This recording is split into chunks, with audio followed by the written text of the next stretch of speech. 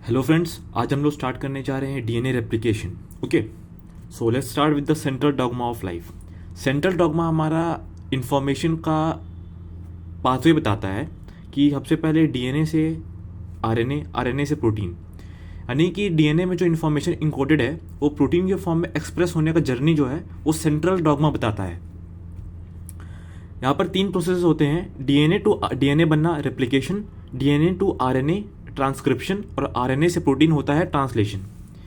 इससे ये पता चलता है कि डीएनए जो है यही हमारा अल्टीमेटली डीएनए जो है जो कि हमारा सारे फंक्शंस को कंट्रोल कर रहा है।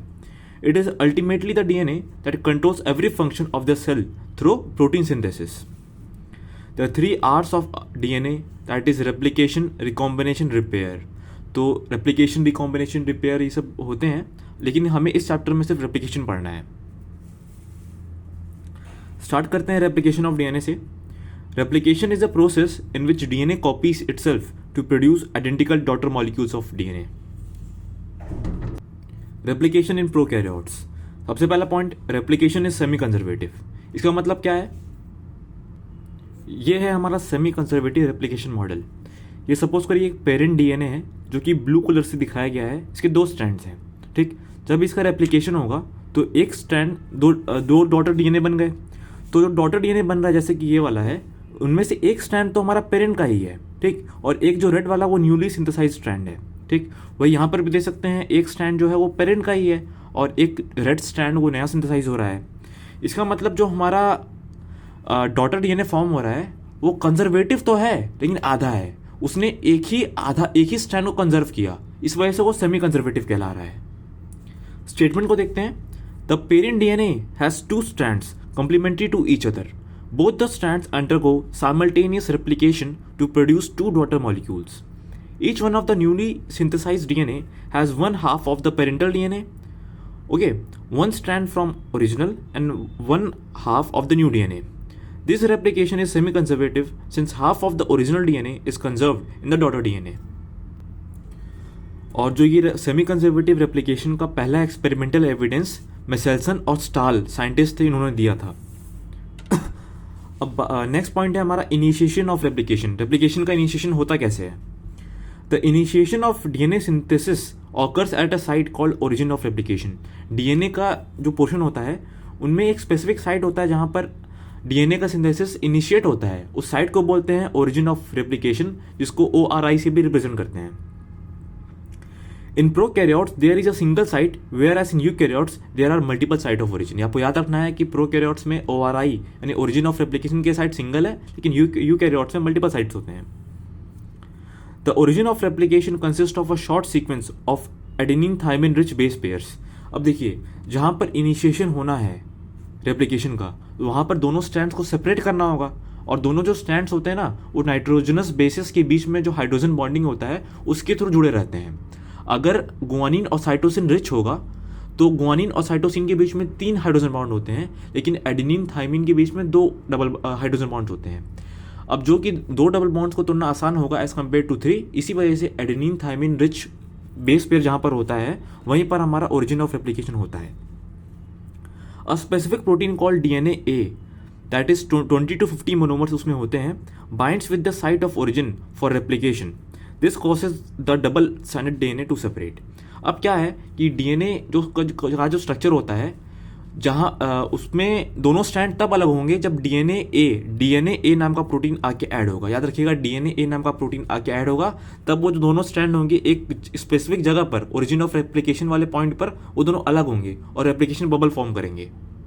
जैसे कि आप यहाँ देख सकते हैं कि हमारा ये डीएनए गया हुआ है और यहाँ पर ये जो साइट है हमारा, ये साइट है हमारा ओरिजिन ऑफ रेप्लिकेशन ORI, और इसी साइट पर आकर हमारा डीएनए ए प्रोटीन जो है आके बाइंड करता है। जब डीएनए ए प्रोटीन आके बाइंड करेगा तो ये डीएनए एक रेप्लिकेशन बबल फॉर्म कर देगा, रेप्लिकेशन बबल, ठीक है। और जो रेप्लिकेशन बबल है ना, इसमें जो ये हमारा क्रिस क्रॉस स्ट्रक्चर बन रहा है यहाँ पर, ठीक है, एक चिमटे की तरह स्ट्रक्चर बन रहा है, इसी को बोलते हैं रेप्लिकेशन फॉर्क। ये क्या है? Replication fork. ये रीजन हमारा रेप्लिकेशन फॉर्क हो गया, ये भी है और ये भी है। ओके, रेप्लिकेशन बबल की बात करते हैं। The 2 complementary strands of DNA separate at a site of replication to form a bubble okay, multiple replication bubbles are formed in eukaryotic DNA which is essential for a rapid replication process. अब जो कि eukaryotic DNA काफ़ी लंबा होता है, बड़ा होता है, लेकिन प्रोकैरियोटिक डीएनए काफ़ी छोटा होता है, इस वजह से उसको रेप्लिकेशन के लिए एक सिंगल रेप्लिकेशन बबल से काम चल जाएगा। लेकिन यूकैरियोटिक डीएनए में वहाँ पर मल्टीपल बबल्स बनते हैं, इसी वजह से वहाँ पर multiple origin of replication sites होते हैं। अब बात करते हैं आरएनए प्राइमर की, बहुत इंपॉर्टेंट है, इसको समझते हैं क्या है। तो आरएनए प्राइमर समझने के लिए हमें ये डायग्राम देखना होगा। ये चीज़ पहले आप याद कर लीजिए कि डीएनए रेप्लिकेशन करते वक्त जब एक स्ट्रैंड से एक नया स्ट्रैंड बनेगा, नया स्ट्रैंड का जब सिंथेसिस होगा डीएनए में, तो डीएनए को बनाने के लिए एक छोटे आरएनए सेगमेंट का ज़रूरत पड़ता है। उस छोटे आरएनए सेगमेंट को हम लोग बोलते हैं आरएनए प्राइमर। समझ गए? आरएनए प्राइमर बोलते हैं। ऐसा ज़रूरत क्यों पड़ता है डीएनए को? जैसे कि यहाँ पर आप देख सकते हैं, ये हमारा सपोज करिए ये जो लाइन गया हुआ है, ये वाला जो मेरा पेन देखिए आप, ये वाला लाइन, ये हमारा है पेरेंट डीएनए स्ट्रैंड, ठीक। और ये जो बन रहा है ये हमारा न्यू डीएनए स्ट्रैंड है, ठीक है। अब जो ये ब्लैक पोर्शन है ना, यहाँ से लेकर यहाँ तक, ये आरएनए प्राइमर है, ठीक। और ये ग्रोइंग डीएनए है।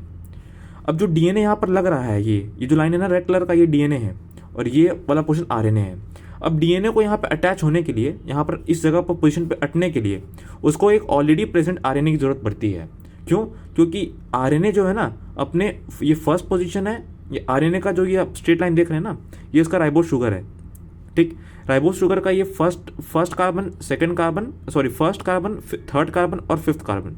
तो थर्ड प्राइम कार्बन पे ना यहाँ पर आरएनए जो है OH ग्रुप देता है अपना। कौन सा ग्रुप? OH group. अब इसी OH ग्रुप पे हमारा ये शुगर जो है, ये फॉस्फेट डीएनए का, ये यहाँ पे अटैच हो पाता है। यानी कि डीएनए को अटैच होने के लिए एक ऑलरेडी प्रेजेंट OH ग्रुप चाहिए 3' एंड पर। वो OH ग्रुप कौन देता है? हमें आरएनए प्राइमर देता है, ठीक है। समझ गए आप? तो ये है हमारा आरएनए प्राइमर। आइए पढ़ते हैं इसे। RNA primer for the synthesis of new DNA, a short fragment of RNA about 5 to 50 nucleotides variable with species is required as a primer. During replication of DNA, the formation of new strands from the template strand by the enzyme DNA polymerase III cannot occur through de novo synthesis and requires a pre-existing ribonucleotide sequence for new strand formation. This ribonucleotide sequence is called RNA primer. Okay. और यहाँ पर जो enzyme दिया गया है ना, DNA polymerase 3, यही वो एंजाइम है जो कि हमारा न्यू डीएनए स्ट्रैंड को फॉर्म करता है। और आरएनए प्राइमर को फॉर्म करने के लिए एक एंजाइम होता है प्राइमेज, जो कि चाहिए होता है। The enzyme primase produces RNA primer. A constant synthesis and supply of RNA primer should occur on the lagging strand of DNA. This is in contrast to the leading strand which has almost a single RNA primer. अब ये भी बहुत important point है, देखिए। अब इस point को समझने के लिए हमें ये डायग्राम देखना होगा। यहाँ पर आप देख सकते हैं ये डीएनए मॉलिक्यूल है और ये हमारा रेप्लिकेशन बबल था, उसका एक आधा पोर्शन दिखाया जा रहा है, ठीक है। तो ये चीज़ जान लीजिए कि जो न्यू डीएनए का सिंथेसिस होता है ये हमेशा 5' to 3' एंड ही होता है, ठीक है। और ये जो ब्लैक कलर का पोर्शन है, ये सपोज करिए आरएनए प्राइमर है। तो यहाँ पर आरएनए प्राइमर आके अटैच हुआ और यहाँ पर ये हमारा टेम्पलेट स्ट्रैंड था और ये न्यू स्ट्रैंड बनने लगा डीएनए पॉलीमरेज 3 के द्वारा, ठीक है। ये तो ठीक है। अब क्या है कि ये जो रेड कलर का देख रहे हैं आप, ये हेलिकेस एंजाइम है। ये क्या करता है, ये जैसे जैसे आगे बढ़ता है ना, वैसे वैसे डीएनए को खोलते जा रहा है। ये यहाँ तक बढ़ा तो यहाँ तक पूरा डीएनए खुल गया, आगे बढ़ा और डीएनए खुल गया, ठीक। हेलिकेस का काम होता है अनवाइंडिंग ऑफ, मतलब दोनों स्ट्रैंड को सेपरेट करना है, हेलिकेस ये काम करता है। अब क्या है, जब हेलिकेस ने यहाँ तक खोला था तब तक ये वाला जो है हमारा, ये हमारा लीडिंग स्ट्रैंड है। 5' to 3' जो फॉर्मेशन हो रहा है यहाँ पर, ये हमारा लीडिंग स्ट्रैंड है और ये हमारा लैगिंग स्ट्रैंड है, ठीक है। लीडिंग और लैगिंग समझ गए आप? देखिए लीडिंग क्या है, ये कंटिन्यूअस फॉर्मेशन होता है, लैगिंग में फ्रेगमेंट्स में होता है। अब जैसे कि जब हेलिकेस यहाँ तक था तो 5' to 3' लीडिंग स्ट्रैंड में फॉर्म हो गया न्यू स्ट्रैंड, और 5' to 3' लैगिंग स्ट्रैंड में भी फॉर्म हो गया। लेकिन जब हेलिकेस यहाँ से यहाँ तक आ गया तो क्या हुआ, तो ये तो कंटिन्यू हो गया क्योंकि ये 5' to 3' ही जा रहा है। लेकिन अब ये यहाँ तक रुक गया, ये यहाँ पे बनकर रुक चुका था, ठीक है। तो अब इसे क्या करना था कि अब इसने जो है ये यहाँ से यहाँ बनाया था, इसका डायरेक्शन ऐसे था, इसका ऐसे था, ठीक। अब इसने यहाँ तक यहाँ बना चुका था, अब उसके बाद ये पीछे नहीं आ सकता, 3 प्राइम टू 5 प्राइम नहीं जा सकता। इसी वजह से यहाँ पर एक आरएनए प्राइमर फिर से ऐड किया जाता है, वो फिर 5 प्राइम टू 3 प्राइम अपना डीएनए ऐड करता है। फिर जैसे हेलिकेस और आगे बढ़ता है तो फिर एक और आरएनए प्राइमर ऐड किया जाता है जो कि 5 प्राइम टू 3 प्राइम डीएनए को सिंथेसाइज करता है, और जो गैप बच रहा है इसको बाद में डीएनए लाइगेज के थ्रू जोड़ दिया जाता है। तो यहाँ पर आप देख सकते हैं कि जो हमारा लीडिंग स्ट्रैंड है वहाँ पर एक सिंगल हमारे पास आरएनए प्राइमर की ज़रूरत है, ठीक। लेकिन जो लैगिंग स्ट्रैंड है वहाँ पर मल्टीपल डीएनए आरएनए पॉलीमर की जरूरत पड़ रही है हमें, समझ रहे हैं। For adding deoxyribonucleotide on the new strand, a pre-existing OH group is required on the 3 prime position and this OH group is supplied by RNA primer। तो यहाँ पर ये बताया गया है कि RNA प्राइमर की जरूरत क्या है, क्योंकि डीएनए डीऑक्सीराइबोन्यूक्लियोटाइड को ऐड होने के लिए एक ऑलरेडी प्रेजेंट OH ग्रुप चाहिए उसे 3 प्राइम पोजीशन पे। ये OH ग्रुप कौन प्रोवाइड करता है? RNA primer. नेक्स्ट पॉइंट है हमारा DNA synthesis is semi discontinuous and by directional. The replication of DNA occurs in 5 prime to 3 prime direction simultaneously on both the strand of DNA। On the leading strand, the DNA synthesis is continuous, while on the lagging strand, the synthesis of DNA is discontinuous.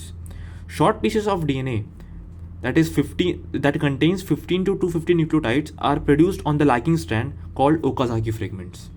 तो यहाँ पर आप diagram में देख सकते हैं कि जो ये हमारा शॉर्ट फ्रेगमेंट्स प्रोड्यूस हो रहे हैं लैगिंग स्ट्रैंड पर जो डीएनए राइबो न्यूक्लियोटाइड का, तो इन फ्रेगमेंट्स को बोलते हैं ओकाजाकी फ्रेगमेंट। ये एक ओकाजाकी फ्रेगमेंट है, ये भी एक है, ये भी एक है, ये भी एक है, ठीक है। इसी तरह बहुत ढेर सारे ओकाजाकी फ्रेगमेंट्स बनते हैं, इनको फिर आगे जॉइन कर दिया जाता है। नेक्स्ट पॉइंट है हमारा replication fork and DNA synthesis. अब जैसे कि मैंने बताया रेप्लिकेशन बबल क्या होता है, रेप्लिकेशन बबल के अंदर जो हमारा ये फॉर्क लाइक स्ट्रक्चर है, ठीक है, प्रॉन्ग लाइक स्ट्रक्चर, चिमटे जैसा स्ट्रक्चर है, इसी को हम लोग रेप्लिकेशन फॉर्क कहते हैं, ठीक है। Replication fork is a 2 line fork और prong like structure that is formed in the replication bubble. Okay, यहाँ पर देख सकते हैं कि जब डीएनए प्रोटीन आके ऐड हुआ है तभी हमारा रेप्लिकेशन बबल फॉर्म हुआ है। नेक्स्ट है हमारा DNA helicase. These enzymes bind to both the strand of the replication fork. Helicase move along the DNA helix and separates the strand. तो हेलिकेस का काम क्या है कि दोनों स्ट्रैंड को सेपरेट करना। Their function is comparable with a zip opener. Helicase are dependent on ATP for energy supply. Next है हमारा single stranded DNA binding proteins that is SSB proteins. These are also known as DNA helix destabilizing protein। अब होता क्या है, जब helicase enzyme ने दोनों strand को अलग कर दिया तो दोनों स्ट्रैंड वापस से आपस में पास आके वापस जुड़ ना जाए, इसको प्रिवेंट करता है एसएसबी प्रोटीन। जो ये हमारा रेड कलर का पोर्शन है, ये रेड कलर का ट्रायंगल, ये हमारा हम लोग रिप्रेजेंट कर रहे हैं हेलिकेस एंजाइम को। और एसएसबी प्रोटीन मैंने यहाँ पे इंडिकेट नहीं किया है, लेकिन वो भी होता है जो कि इन दोनों स्ट्रैंड को सेपरेट रखता है। SSB proteins bind only to single stranded DNA separated by helicase, keeps the two strands separate। Okay, next है हमारा DNA polymerase 3 enzyme। The synthesis of new DNA strand is catalyzed by DNA polymerase 3, occurs in 5 prime to 3 prime direction। This is anti-parallel to the parent template DNA strand। अब जो हमारा parent का strand होगा उसके anti parallel हमारा new strand बनेगा। The presence of all 4 deoxyribonucleoside triphosphate, that is DATP, DGTP, DCTP and DTTP is an essential prerequisite for replication to take place। Okay, अब इनकी ज़रूरत क्यों पड़ रही है? देखिए, जो हमारा DATP है ये डीऑक्सी एडिनोसिन ट्राइफॉस्फेट, इसके पास 3 फॉस्फेट है, लेकिन हमेशा ये DAMP डीऑक्सी एडिनोसिन मोनोफॉस्फेट, ये ही आके हमारा ऐसा न्यूक्लियोटाइड ऐड होगा ना, और यही हमारा डीएनए फॉर्म करेगा। तो ये जब चारों है ना, ये अपने में से 2 फॉस्फेट यानी पायरोफॉस्फेट को निकालते हैं और आकर हमारा लगातार राइबोन्यूक्लियोटाइड की तरह ऐड हो जाते हैं न्यू डीएनए स्ट्रैंड पर, ठीक है, न्यू डीएनए स्ट्रैंड फॉर्मेशन के लिए। और इस प्रोसेस को कैटलाइज करता है DNA polymerase 3। The synthesis of 2 new DNA strands simultaneously take place in the opposite direction, one in the direction that is 5 prime to 3 prime towards the replication fork which is continuous, the other in a direction 5 prime to 3 prime away from the replication fork which is discontinuous। यहाँ पर आप देख सकते हैं ये हमारा DNA है, तो एक स्ट्रैंड तो 5 प्राइम टू 3 प्राइम गया हुआ है और दूसरा 3 प्राइम टू 5 प्राइम गया हुआ है, लेकिन डीएनए का सिंथेसिस हमेशा 5 प्राइम से 3 प्राइम के डायरेक्शन में होता है, हमेशा 5 प्राइम टू 3 प्राइम के डायरेक्शन में होता है, और इसमें भी ऐसा ही होगा, ठीक है। तो क्या है यहाँ पर कि जो हमारा 5 प्राइम टू 3 प्राइम तो कंटिन्यूअस है, ठीक है, ये टूवर्ड्स द रेप्लिकेशन फॉर्क है। लीडिंग स्ट्रैंड, ये लीडिंग स्ट्रैंड है। लीडिंग स्ट्रैंड में डीएनए का formation towards the replication fork होता है, लेकिन लैगिंग स्ट्रैंड में जो हमारा जो formation of new DNA is away from the replication fork. ठीक है, the incoming deoxyribonucleotides are added one after another to 3' end of growing DNA chain। ठीक है, अब यहाँ पर बात आता है कि जो हमारा deoxyribonucleotide है ये हमेशा 3' end पर ही ऐड होता है। ठीक है, जैसे कि हमारा 5' to 3' end ऐड हो रहा है। यहाँ पर मान लीजिए यहाँ से लेकर यहाँ तक आरएनए प्राइमर था। ठीक है, और आरएनए प्राइमर का ये 5' एंड है तो ये 3' एंड होगा। तो यहाँ पर जो न्यू डीएनए राइबोन्यूक्लियोटाइड आएगा वो इसके 3' एंड पर ही बाइंड होगा। ओके, इसी वजह से मैं बोल रहा था कि 3' एंड पर जो OH ग्रुप है ये एक प्री रिक्विसाइट है for the addition of deoxyribonucleotide. ठीक है, a molecule of pyrophosphate is removed with the addition of each nucleotide. The template DNA strand determines the base sequence of the newly synthesized complementary DNA। जो हमारा base strand है, हमारा parent DNA है, उस पर जो न्यूक्लियोटाइड का sequence होगा उसी न्यूक्लियोटाइड के सीक्वेंस से हमारा ये डिटरमाइन होगा कि हमारा कौन सा न्यूक्लियोटाइड आके ऐड होगा। अब यहाँ पर एक क्वेश्चन ये आता है कि why the DNA replication of lagging strand is discontinuous. Leading strand पे जो फॉर्मेशन हो रहा है वो कंटिन्यूअस है, लेकिन लैगिंग पे वो डिसकंटिन्यूअस है। मैंने ये पहले ही बताया लेकिन फिर से बता दे रहा हूँ। देखिए बात यहाँ पे ये हो रहा है ना कि हमारा इसका रीज़न मेन ये है क्योंकि जो हमारा न्यू डीएनए सिंथेसाइज होता है वो हमेशा 5' to 3' ही होता है। तो लीडिंग स्ट्रैंड पे तो 5' पे आरएनए प्राइमर जुड़ गया, तो जब जैसे जैसे डीएनए खुलता जाएगा हेलिकेज के द्वारा वो वैसे वैसे आगे बढ़ता जाएगा। लेकिन लैगिंग स्ट्रैंड पे दिक्कत है, उसमें क्या है, क्योंकि जब हमारा डीएनए यहाँ तक खुला तो उसने 5' to 3' तो बना दिया, ये वाला हमारा बन चुका है। लेकिन जब ये और आगे खुलेगा तो उसके बाद 5' to 3' नहीं जा सकता, उल्टा नहीं जा सकता ये। इसी वजह से उसको एक और आरएनए प्राइमर लगाना होगा, फिर 5' to 3' फिर जाएगा ये, फिर उसके बाद हेलिकेज और आगे जाएगा तो हमारा फिर वापस आरएनए प्राइमर लगाएगा, फिर 5' to 3' ये फिर जाएगा। तो इसको सेगमेंट में जाना पड़ रहा है क्योंकि हेलिकेज जब जैसे जैसे खोल रहा है वैसे वैसे एक एक सेगमेंट बनते जा रहा है। ठीक है, DNA helicase unwinds the DNA and forms replication bubble. This unwinding goes on through the length of DNA. As the new DNA strand is synthesized only in 5' to 3' direction, the lagging strand continuously requires RNA primer, whereas the leading strand just requires one single RNA primer. The Okazaki fragments formed on the lagging strand are later joined by DNA ligase to form a continuous strand of DNA. Next है हमारा proof reading function of DNA polymerase 3। DNA polymerase 3 का major function तो ये है कि वो हमारा new DNA strand तो फॉर्म कर दे रहा है, लेकिन साथ साथ उसका एक और एक्स्ट्रा एडिशनल फंक्शन है, वो है प्रूफ रीडिंग।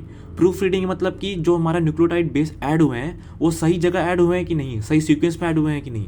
अगर वो गलत तरीके से ऐड होंगे तो डीएनए पॉलीमरेज 3 उनको वापस से सही करता है। देखिए, DNA polymerase 3 also has a proof reading activity. It checks the incoming nucleotides and allows only the correctly matched bases, that is complementary bases, to be added to the growing DNA strand. Further, DNA polymerase edits its mistake if any and removes the wrongly placed nucleotide base. Next है हमारा replacement of RNA primer by DNA. अब क्या है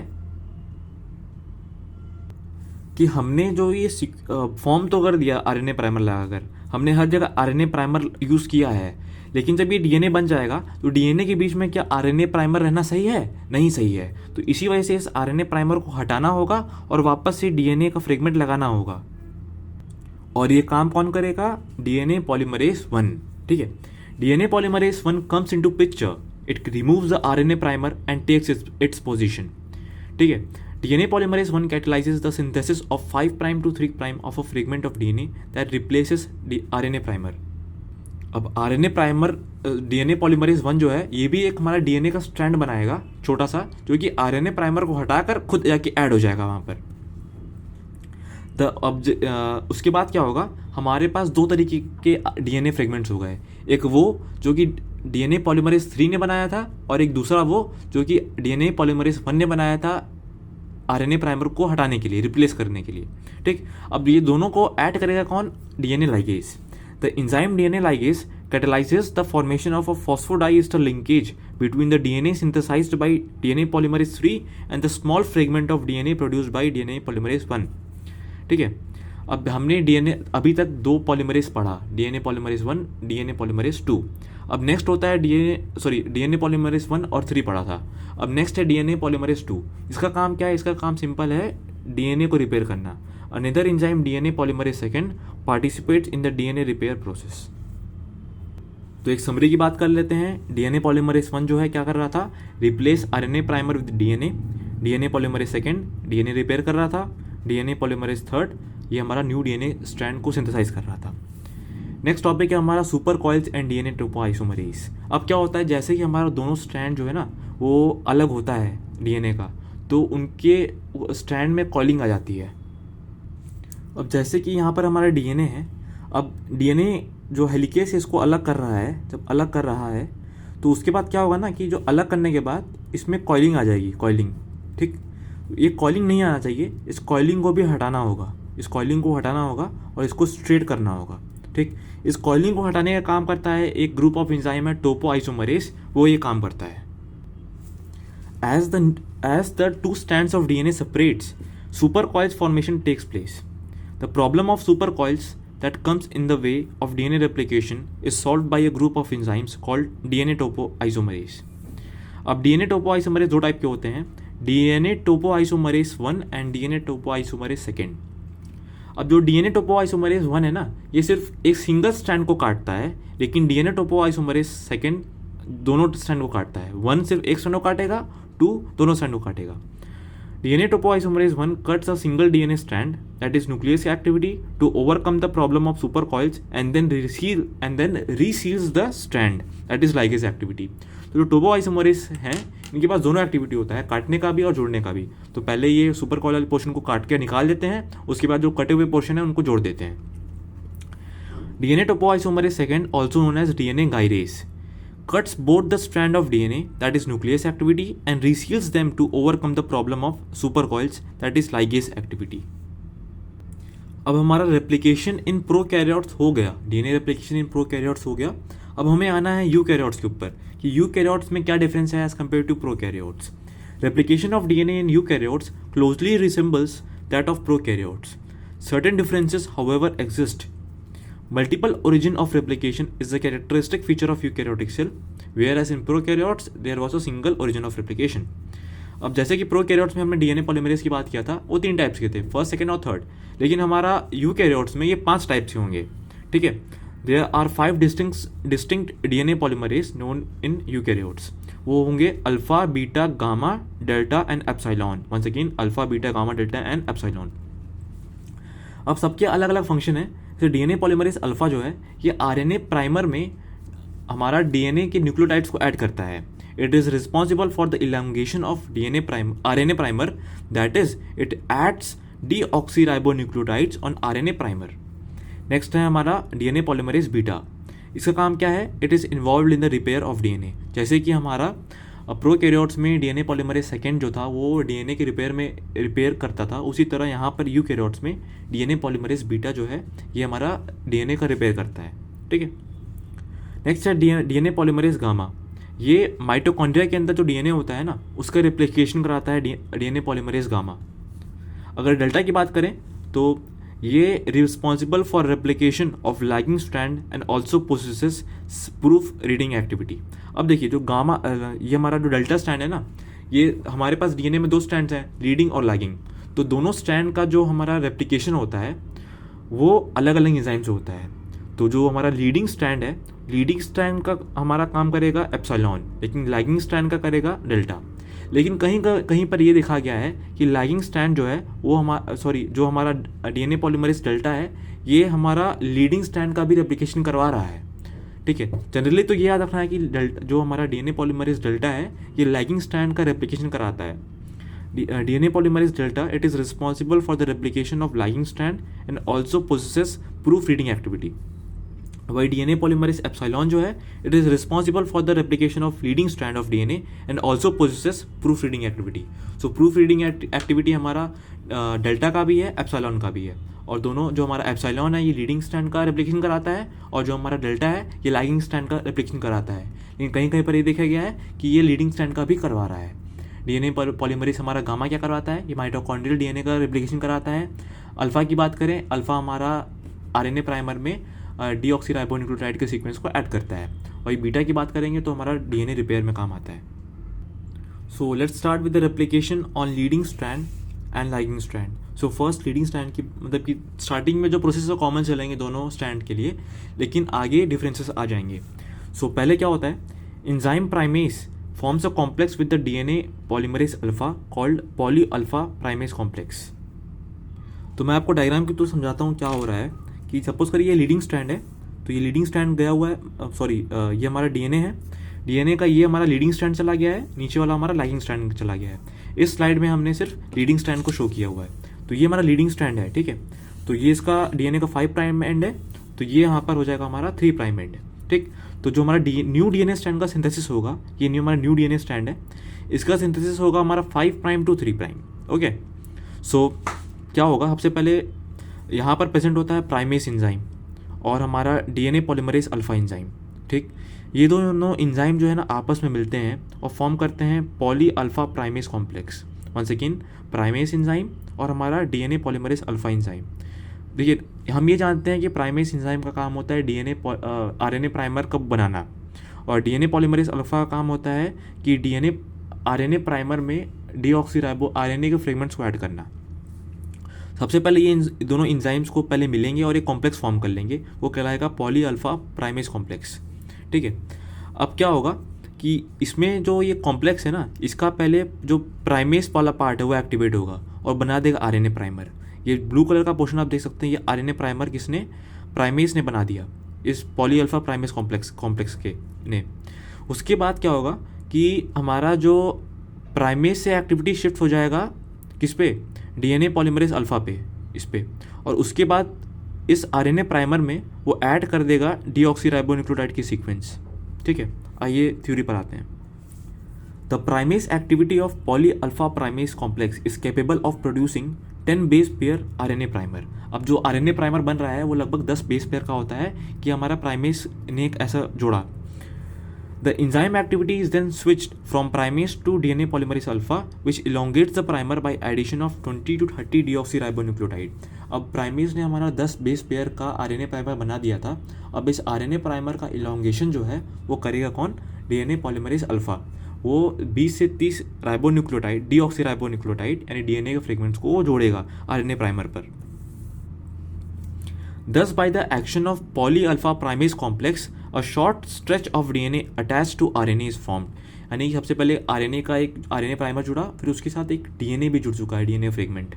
ऐसा eukaryotes में हो रहा है। And now the complex dissociates from the DNA. अब इतना बनने के बाद, यहाँ तक बनने के बाद जो हमारा जो कॉम्प्लेक्स था पॉली अल्फा प्राइमेस कॉम्प्लेक्स, वो डिसोशिएट होकर अलग अलग हो जाएंगे।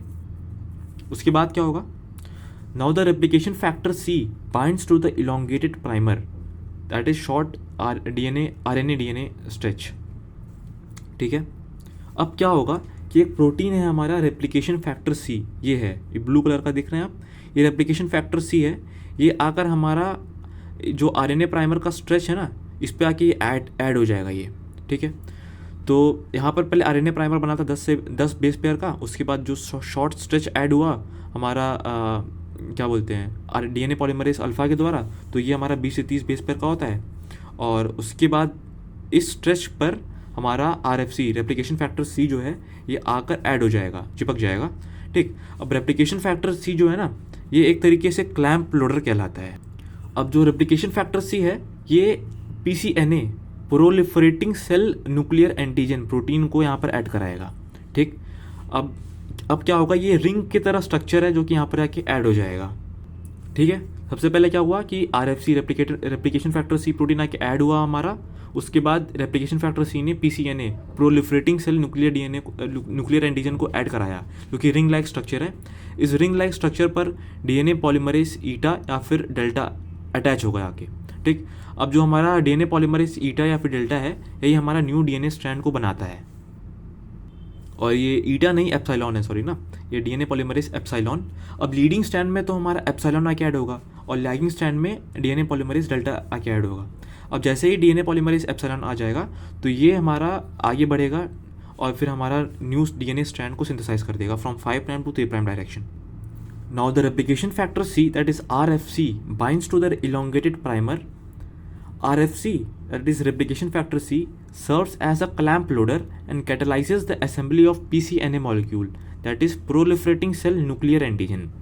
pCNA forms a ring around the DNA strand to which DNA polymerase epsilon and DNA polymerase delta are attached.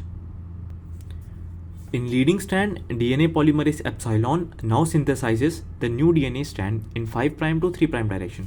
तो लीडिंग स्टैंड का तो हो गया, अब लैगिंग स्टैंड की बात करते हैं. इसमें क्या होता है? इन लैगिंग स्टैंड वहाँ तक तो सब कुछ सेम रहेगा कि RFC आके अटैच हुआ, फिर उसके बाद क्लैम्प लोडर, फिर हमारा PCNA आके अटैच हुआ, रिंग फॉर्म किया, फिर उसके बाद DNA पॉलीमरेज डेल्टा आके अटैच हुआ. वहाँ तक तो सब कुछ सेम रहेगा. उसके आगे देखिए क्या होता है. DNA polymerase delta binds to the sliding clamp and elongates the Okazaki fragment to a final length of about 150 to 200 base pairs. अब लीडिंग स्टैंड में क्या था कि वो लगातार कंटिन्यूसली फॉर्म होते जा रहा था न्यू DNA, लेकिन लैगिंग स्टैंड में क्या है कि हमारा ओकाजाकी फ्रेगमेंट्स के फॉर्म में अटैच बनेगा. तो ओकाजाकी फ्रेगमेंट में 150 से 200 बेस पेयर बनते हैं.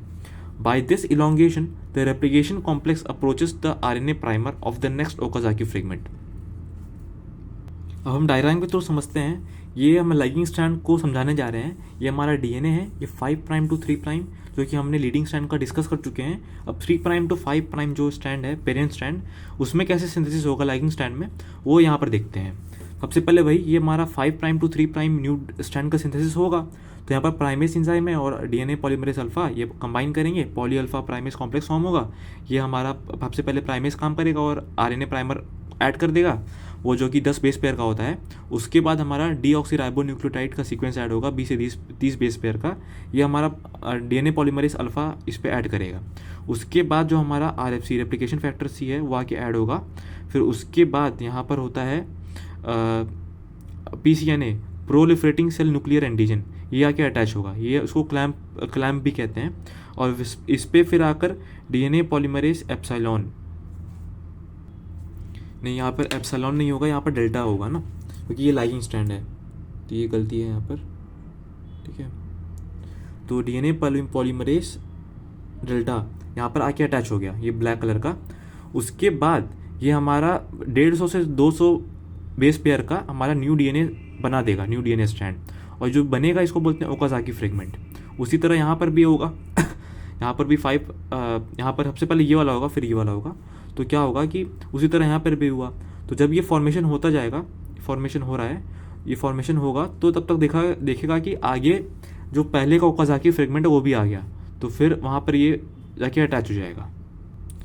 तो बाय दिस इलोंगेशन, जैसे जैसे इलोंगेट होगा, the replication complex approaches the DNA primer of the next Okazaki fragment. इसी वजह से दोनों ओकाजाकी फ्रेगमेंट है ना, तो जैसे जैसे हमारा जो कॉम्प्लेक्स आगे बढ़ता जाएगा, वैसे वैसे ये ओकाजाकी फ्रेगमेंट जो नेक्स्ट वाला है उसके काफ़ी करीब आ जाएगा. The RNA primer is removed. Removal is carried out by a pair of enzyme, namely RNase H and flap endonuclease 1. अब क्या है कि हमारा न्यू DNA स्टैंड तो बन गया, उसमें हमारा RNA प्राइमर भी होगा. अब RNA प्राइमर को हटाना होगा. RNA प्राइमर को हटाने का काम कौन करेगा? वो करेगा हमारा RNase H और FeNI, flap endonuclease 1, flap endonuclease 1. ठीक है, RNase H और फ्लैप इंडोन्यूक्लियस 1 फेनी, ये दोनों जो हैं ये हमारा RNA प्राइमर को रिमूव करने का काम करेंगे. Okay, the gap created by RNA removal is filled by continued elongation of new Okazaki fragment. अब जो हमारा गैप प्रोड्यूस हुआ है दोनों ओकाजाकी फ्रेगमेंट के बीच में, उसको भी बंद किया जाएगा. उसके ठीक है, उसको भी कंटिन्यू DNA पॉलीमराइजेशन को कंटिन्यू करके उस गैप को बंद किया जाएगा. अब उसके बाद जो दोनों ओकाजाकी फ्रेगमेंट के बीच में एक बहुत छोटा सा तिनके बराबर जगह बचेगा, उसको कौन स्टिक करेगा? दोनों को स्टिक करने का काम करेगा DNA ligase. The small nick that space that remains is finally sealed by DNA ligase. Okay, तो हमारा प्रोकैरियोटिक रेप्लिकेशन भी यहाँ कंप्लीट होता है. अब कुछ एक्स्ट्रा पॉइंट्स देख लेते हैं. ठीक है, eukaryotic DNA is tightly bound to histone proteins to form nucleosome. ये एक हमारा न्यूक्लियोसोम का स्ट्रक्चर है. इसमें जो हमारा राउंड स्ट्रक्चर है ये हमारा हाइस्टोन प्रोटीन है.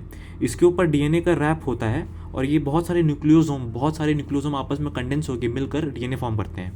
DNA बोल रहा हूँ, क्रोमोसोम फॉर्म करते हैं. ठीक है, during the course of replication chromosomes are relaxed with the nucleosome and the nucleosome gets loosened. अब डीएनए को इस डीएनए को हमें रेप्लिकेट करना है, तो डीएनए को हमें पहले लूज करना होगा और डीएनए को लूज करके फिर हाइस्टोन प्रोटीन से थोड़ा दूर करेंगे. The DNA strands separate for the replication and the parental histone associated with one of the parental strands. अब क्या है कि डीएनए स्ट्रैंड जो है वो दोनों सेपरेट होंगे और हाइस्टोन प्रोटीन लेकिन एक ही है, तो जो हाइस्टोन प्रोटीन है ना वो पेरेंटल स्ट्रैंड के पास चला जाएगा और जो न्यू स्ट्रैंड बनेगा उस पर नया हाइस्टोन प्रोटीन सिंथेसाइज होकर अटैच होगा.